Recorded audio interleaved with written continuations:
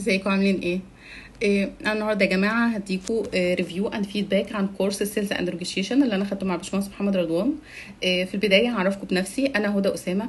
انا كمبيوتر ساينس 2007. بعد ما خلصت الكليه عملت الماجستير، خلصته 2016، كنت عاملاه في الاكاديميه البحريه. كانت فكره الماستر بتاعتي creating a new sorting algorithm based on hashing techniques. عملته في الأكاديمية البحرية. نشرت تو بيبرز في اي تريبل اي تعتبر واحدة من أكبر المجلات اللي بالنسبة لمجال الكمبيوتر ساينس في العموم. أنا شغالة as a software engineer من 2008. يعني I used to work in multinational companies like Microsoft, Johnson Controls and TransFlow. my main stack is .NET. تمام، هو ده باختصار. انا اشتركت مع الباشمهندس محمد رضوان في برنامج المنتور من سنه تقريبا.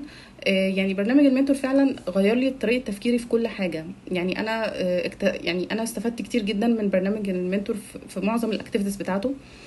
حاجه من ضمن الحاجات مثلا انا اتعلمت ان انا ازاي اتكلم وانا مش خايفه ان انا ابقى بابليك سبيكر. ده طبعا فادني في حياتي المهنيه والاجتماعيه.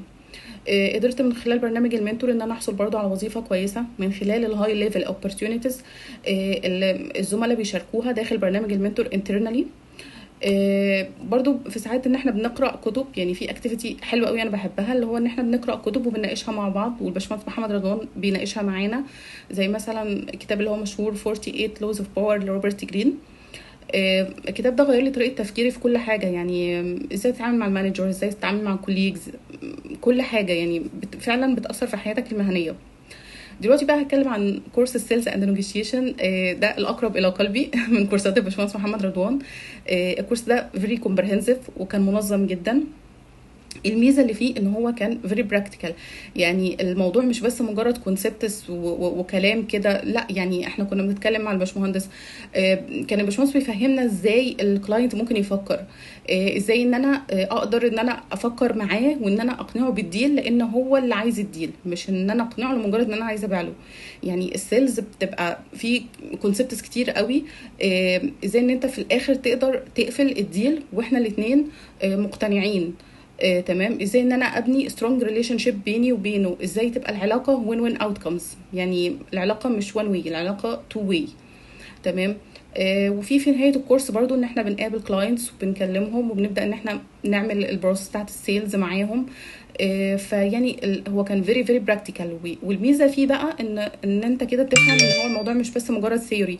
يعني انت مش شويه نظريات كده وخلاص، لا، ده انت بتطبق عملي وبتقابل كلاينتس عملي، وبتشوف طريقه تفكيرهم عامله ازاي، بتقدر ان انت فعلا فعلا تدخل جوه دماغهم وتشوفهم بيفكروا ازاي، وازاي تقدر ان انت تسوق البرودكت بتاعك. فالكورس ده فعلا فادني.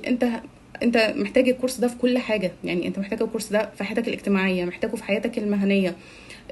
محتاج ان انت تقنع الانترفيور بيك، تقنع المانجر بتاعك، يور كوليجز.